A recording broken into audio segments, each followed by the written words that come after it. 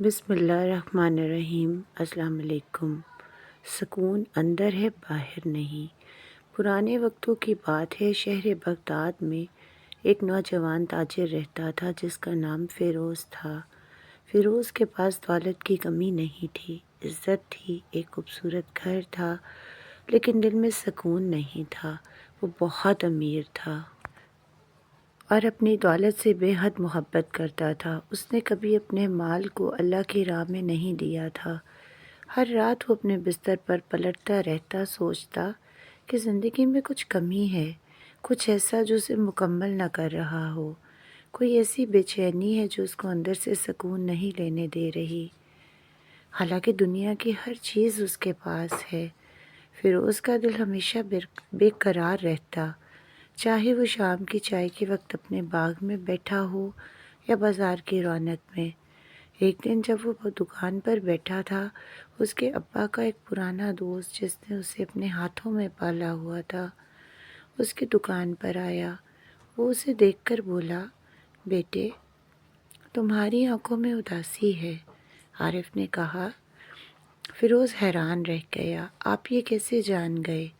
اس نے مسکرا کر کہا، تمہارے پاس دولت ہے، عزت ہے، لیکن سکون نہیں۔ اگر تم حقیقی سکون چاہتے ہو تو تمہیں ایک سفر پر جانا ہوگا۔ فیروز نے پوچھا، کس طرح کا سفر؟ اس نے کہا، شمال کی طرف ایک پہاڑی گاؤں ہے، وہاں ایک بزرگ عالم رہتے ہیں جن سے تم سکون کے راز سیکھ سکتے ہو، لیکن خبردار، یہ سفر آسان نہیں ہوگا، راستے خطرناک ہیں۔ اس نے فیروز کو ایک اور نصیحت بھی دی، بیٹے، تمہارے پاس جو دولت ہے اسے اپنے دل کی محبت کے ساتھ نہ رکھو۔ جب تم سکون چاہتے ہو تو جو کچھ تمہارے پاس ہے اللہ کی راہ میں دے دو۔ یہی وہ نصیحت ہے جو اللہ فرماتا ہے، جو مال تم اللہ کی راہ میں خرچ کرو گے وہ تمہارے دل کو سکون دے گا اور برکت دے گا۔ اور یاد رکھو، حقیقی سکون صرف دولت کے پاس نہیں بلکہ دل کی سخاوت میں ہے۔ اس رات فیروز نے سوچا، کیا وہ اپنا کاروبار، گھر اور آسان زندگی چھوڑ کر ایک نامعلوم سفر پر جا سکتا ہے؟ لیکن دل میں ایک شعلہ جل رہا تھا، سکون کے بغیر اس کی دولت کا کیا فائدہ؟ صبح ہوتے ہی اس نے فیصلہ کر لیا کہ وہ یہ سفر کرے گا۔ فیروز نے اپنے قابل بھروسہ ملازم فاروق کو بلایا اور کہا کہ میں ایک طویل سفر پر جا رہا ہوں، تم میری غیر موجودگی میں کاروبار کی دیکھ بھال کرنا۔ فاروق نے حیرانی سے پوچھا، صاحب، آپ کہاں جا رہے ہیں؟ فیروز مسکرا کر بولا، سکون کی تلاش میں۔ فیروز نے سفر کی تیاری شروع کی، کچھ سکے، کپڑے اور ضروری سامان اپنے تھیلے میں رکھے۔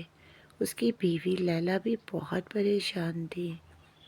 یہ سفر خطرناک ہو سکتا ہے، کیا آپ واقعی جانا چاہتے ہو؟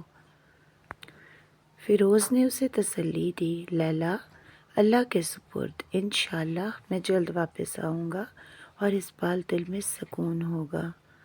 سفر کی صبح فیروز نے اپنے بچوں کو گلے لگایا۔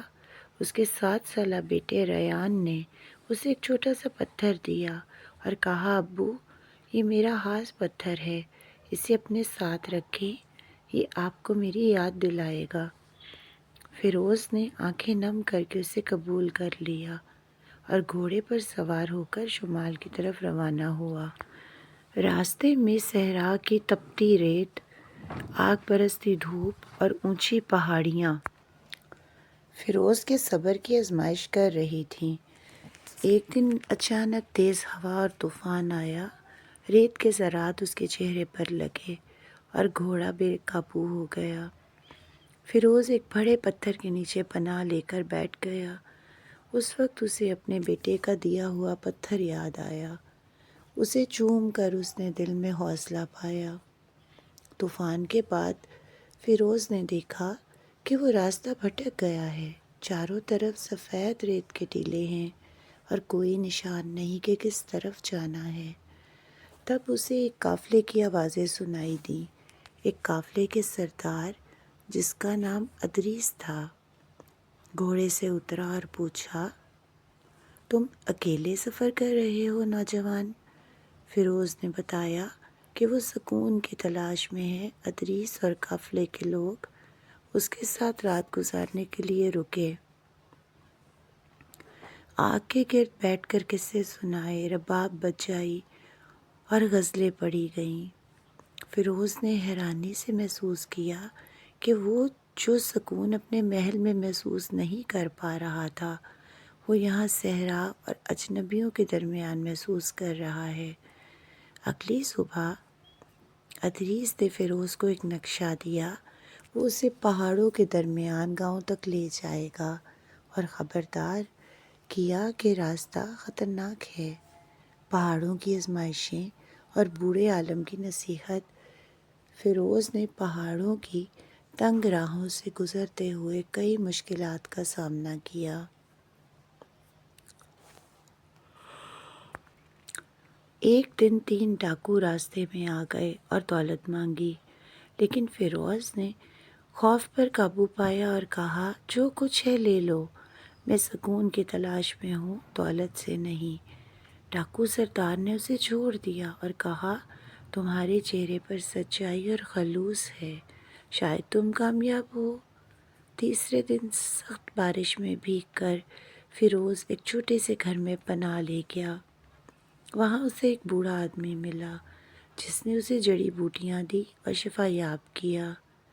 اس نے فیروز کو نصیحت کی، جب تم سکون چاہتے ہو تو جو کچھ تمہارے پاس دولت ہے اسے اللہ کی راہ میں خرچ کرو، اپنے بھائیوں کی مدد کرو، یہی اللہ کی راہ میں دل کو سکون دینے کا راز ہے۔ فیروز نے عہد کیا کہ واپسی کے بعد وہ اس نصیحت پر عمل کرے گا۔ فیروز نے شیخ زاہد کے ساتھ 5 دن گزارے اور ہر دن ایک نیا سبق سیکھا۔ سکون اندر ہے، باہر نہیں۔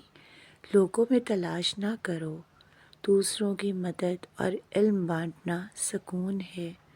موت کا شعور اور نیک عمل میں زندگی گزارنا سکون ہے۔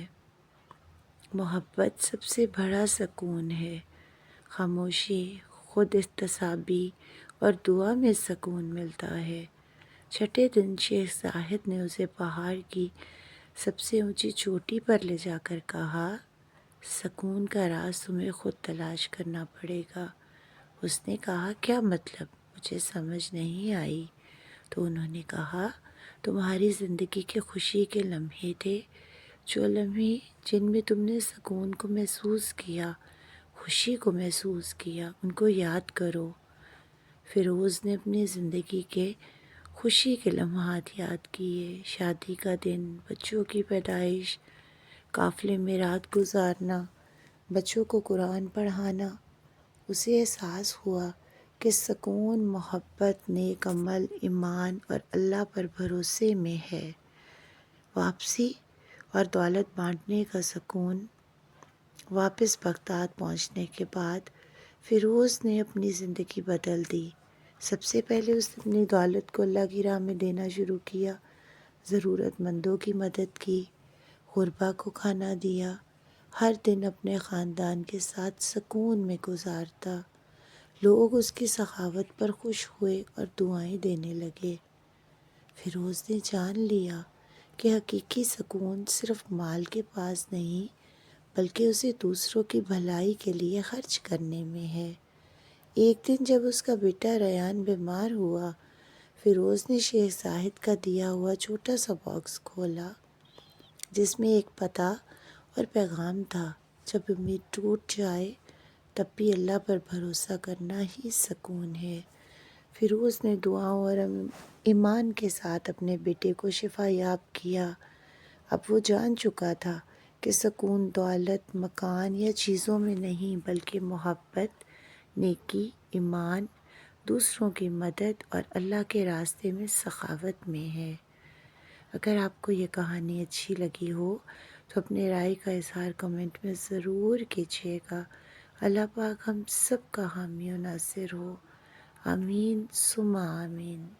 جزاک اللہ۔